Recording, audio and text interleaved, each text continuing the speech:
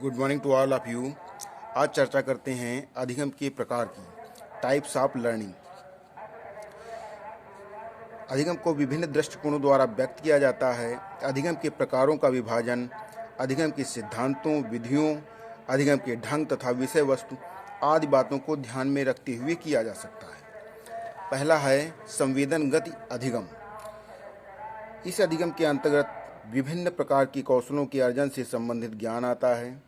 विविध प्रकार के कौशल जैसे साइकिल चलाना, तैरना आदि इसके अंतर्गत आती हैं। दूसरा है गामक अधिगम।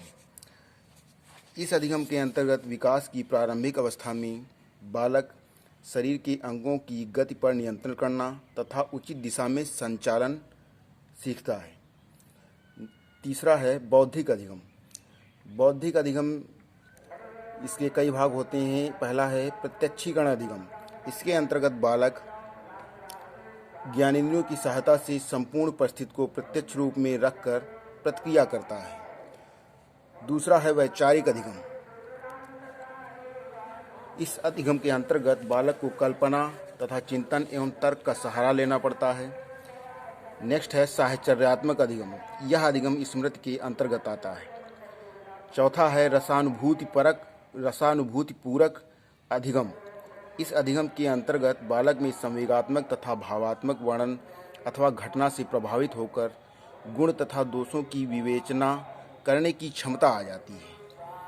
नेक्स्ट प्रकार से वर्गीकरण किया गया है आशुबेल के अनुसार। आशुबेल ने पहला जो प्रकार बताया है अभिग्रहण सीखना। इस प्रकार के अधिगम में शिक्षार्थी को शिक्षण सामग्री लिखकर या बोलकर दी जाती है और वे इसे स्वयं सीख लेते हैं। नेक्स्ट है अन्वेषण सीखना। इस तरह के शिक्षण में बालकों को शिक्षण सामग्री दे दी जाती है और उन्हें उसमें किसी नए संप्रत्यय, विचार या नियम सीखने का अवसर दिया जाता है। यह शिक्षण अर्थपूर्ण भी हो सकता है और नहीं भी हो सकता है।